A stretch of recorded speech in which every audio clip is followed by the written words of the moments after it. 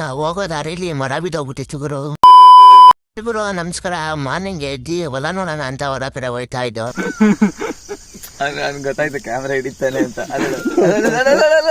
ಅದಾದ್ಮೇಲೆ ಮಾವಿನಕಾಯಿ ಮರ ಸಿಕ್ತು. ನಮ್ಮ ಫ್ರೆಂಡು ಒಂದೇ ಶಾರ್ಟಲ್ಲಿ ಹೊಡಿತೀನಿ ಅಂತ ಅಂದ.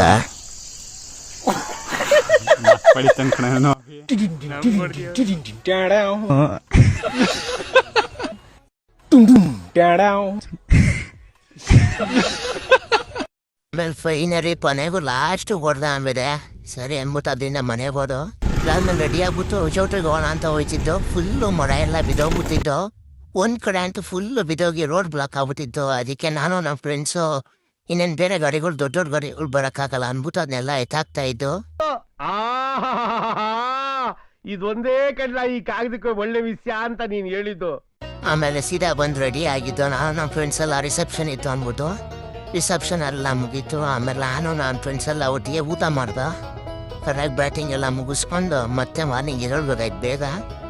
ಆಮೇಲೆ ಬೆಳಗ್ಗೆ ಎದ್ದ ತಕ್ಷಣ ಡೈರೆಕ್ಟ್ ಮುಹೂರ್ತ ಇತ್ತು. ಬೇಗನೆ ಮುಹೂರ್ತ ಇತ್ತು ಅಂದ್ಬಿಟ್ಟು ಒಂದೇ ಸರಿ ಸ್ವಲ್ಪ ತಾಳಿ ಇಟ್ಕೊಳಕ್ಕೆ ಆ ಕಡೆ ಈ ಕಡೆ ಹಂಗ ಹಿಂಗ ಅಂತ ತಡ್ರಸ್ ಆಡ್ತಾ ಇದ್ದ. ಅದಾದ್ಮೇಲೆ ಲಾಸ್ಟಿಗೆ ತಾಳಿ ಕಟ್ಬಿಟ್ಟು ಮುಗಿಸ್ತಾ ಗುರು. ಎಂಗೇಜ್ ಆದ ಗುರು. ಇನ್ಮೇಲೆ ಇನ್ನು ನಮ್ಮ ಜೊತೆ ಎಂಗೇಜ್ ಆಗೋದು ಅಷ್ಟೇ. ಇವನೇ ನಮ್ಮ ಬ್ಯಾಚಲ್ಲಿ ಫಸ್ಟು ಮ್ಯಾರೇಜ್ ಆಯ್ತಿರೋದು. ಅದಾದ್ಮೇಲೆ ಅಲ್ಲಿಂದ ಚಾಪ್ರ ಪರ್ಸ್ ಅಂದ್ಬಿಟ್ಟು ಹೊರಟ ಗುರು ಅಷ್ಟೇ. ನೋಡಿ ಸ್ವಾಮಿ,